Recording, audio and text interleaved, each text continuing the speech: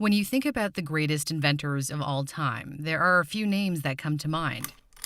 Henry Ford, the Wright brothers, Thomas Edison. But there's one name that is not as recognizable. When you plug your phone in, turn on the lights, or use the refrigerator, you have Nikola Tesla to thank. This is the story of the forgotten genius, and the story begins at the end. On January 7, 1943, a maid working at the New Yorker Hotel walked into room 3327, where she found the body of an 86-year-old man who called the hotel home for the past decade. Tesla died alone and broke. He lived off a diet of warm milk and crackers and was obsessed with feeding the pigeons outside. One of the greatest inventors of all time faded into obscurity and died penniless. There is a reason why this happened, which will become clear by the end of this story. Tesla was born in the town of Smiljan in present-day Croatia on July 10, 1856. He was born during a lightning storm. According to family legend, the midwife said halfway through the birth, "This child will be a child of darkness," to which his mother replied, "No, he will be a child of light." Little did she know how prophetic those words would be. When Tesla was 5, he witnessed his older brother fall from a horse and later die. This would haunt him for the rest of his life. As a child, he began seeing visions accompanied by flashes of light, confusing what was real and what was imaginary. This never went away. The visions spurred his ability to conceive inventions in his head in such detail that he didn't even need to draw them out. He explained how the designs were perfected in his mind in an article in 1919. "Invariably, my device works as I conceived that it should, and the experiment comes out exactly as I planned it. In 20 years, there has not been a single exception." Tesla credits his mom for his interest in invention. Juka Mandic invented small household appliances in her spare time. She had an eidetic memory, the ability to recall an image from memory with high precision, and she passed this on to her son. Tesla's father was a priest and wanted him to become one too, but Tesla was interested in engineering. When he contracted cholera as a teen and nearly died, his father promised to send him to engineering school if he survived, and miraculously he did. He went to study in Austria at the Technical College of Graz, where he is said to have worked from 3 a.m. until 11 p.m. every day. Professors were worried that he would die from exhaustion. Tesla had a beautiful mind. He could perform calculus in his head and spoke 8 languages. He was a good student at the start, but would not finish school.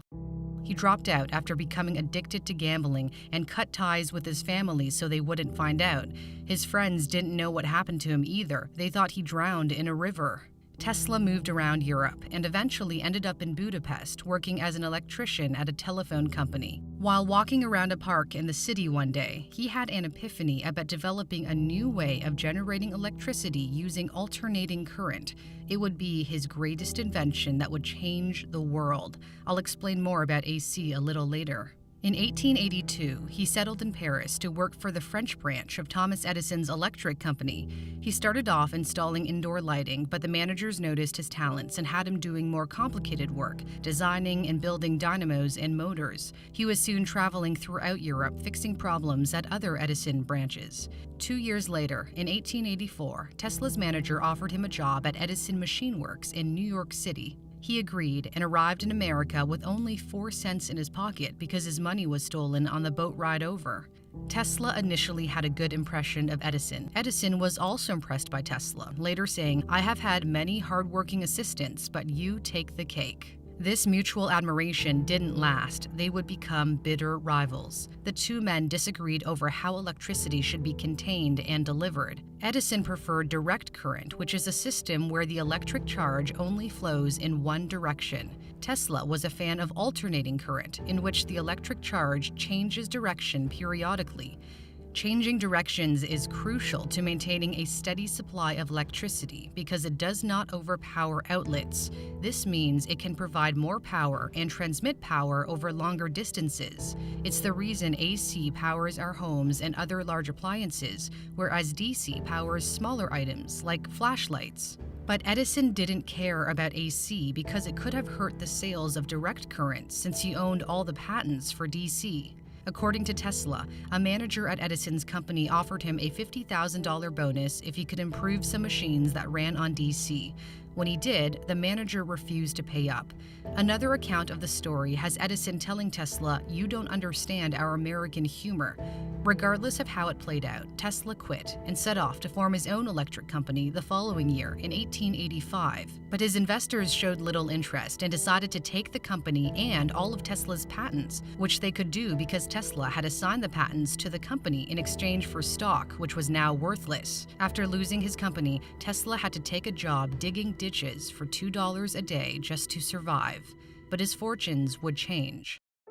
In 1887, Tesla invented an induction motor that ran on alternating current. The motor was the most efficient way to convert electricity to mechanical power. A version of it powers Tesla's vehicles, which took its name from the inventor. He patented the motor and showed it off the following year at the American Institute of Electrical Engineers. That caught the attention of George Westinghouse, a major player in the electric market who realized Tesla's AC motor might just be what he needed to complete his alternating current system and compete against Edison's DC system. So Tesla licensed the patents for the AC motor to Westinghouse for $60,000 and also received stock and royalties. Westinghouse hired him as a consultant for $2,000 a month, which is the equivalent of over $50,000 a month today. The War of the Currents began. Edison tried hard to try to discredit Westinghouse and Tesla.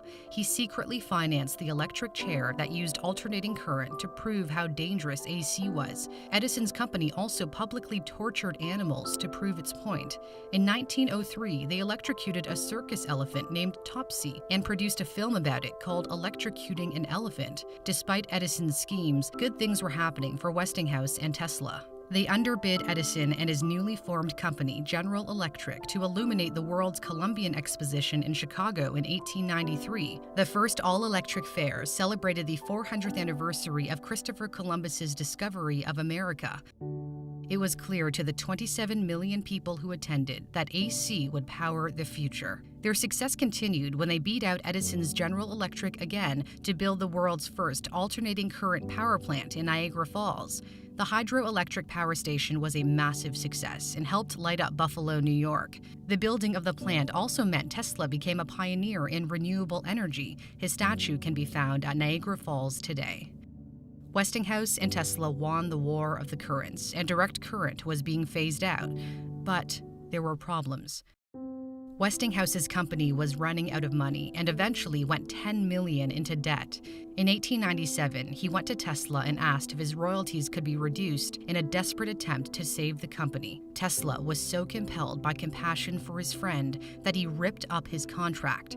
He was grateful to Westinghouse for believing in him when no one else would. Tesla willingly walked away from $12 million in royalties, which in today's terms would be worth over $300 million. Had he held onto those royalties over time, he would have likely become the wealthiest person on the planet and the first person with $1 billion net worth. That act of compassion for his friend, of tearing up his contract, saved Westinghouse. In return, Westinghouse paid Tesla $216,000 for the rights to use his AC patents forever. This is the equivalent of about $6 million today. With that money, Tesla became financially independent and set up a series of laboratories in New York for new projects, where he was visited by the rich and famous, including his close friend and one of the greatest American writers of all time, Mark Twain. This was his period of many inventions. He held over 300 patents in his lifetime. He created an early version of neon lighting, the Tesla turbine, a bladeless turbine for vehicles. He pioneered X-ray technology by experimenting with radiation. This is an X-ray of his own hand. Another standout invention was one of the first remote controls. In 1898, he controlled a miniature boat at Madison Square Garden in New York. It was so far ahead of its time that the crowd thought he was using magic to make it move. That would be the ancestor to today's remote-controlled drones. One of his most well-known inventions is the Tesla coil, a device that can produce large amounts of high-voltage electricity. Because of the coils, he discovered he could send and receive powerful radio signals when they resonated at the same frequency. Tesla was getting ready to broadcast his first radio signal, but disaster struck. A fire destroyed his lab in 1895. He lost years of research and equipment. Tesla didn't apply for a patent for the radio until 2 years later. The fire would be the turning point in his life that led to a downhill spiral. At the same time that he was working on radio, an Italian entrepreneur, Guglielmo Marconi, was also working on the radio in England. He tried to acquire patent rights in the US, but was turned down because it was too similar to Tesla's. However, things changed when Marconi was able to send the world's first transatlantic radio message in 1901 using 17 of Tesla's patents. Edison then threw his financial support behind Marconi. Tesla had no problem with Marconi's achievements, but in 1904, the U.S. Patent Office suddenly changed its mind and awarded Marconi a patent for the invention of the radio. There has never been a reason given for this decision, but the powerful financial backing Marconi received could explain it. Marconi went on to win the Nobel Prize in Physics in 1911, which was only possible due to Tesla's work. Tesla was furious and sued Marconi. The case dragged on in court for years and was only settled in Tesla's favor after his death.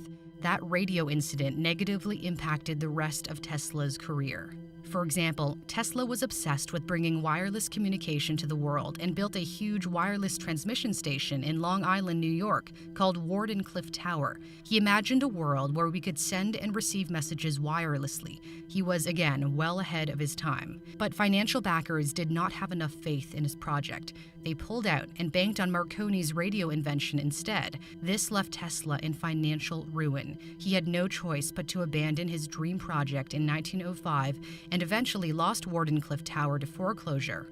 Tesla's mental health deteriorated. He lived his last decade in the New Yorker Hotel, beginning in 1933.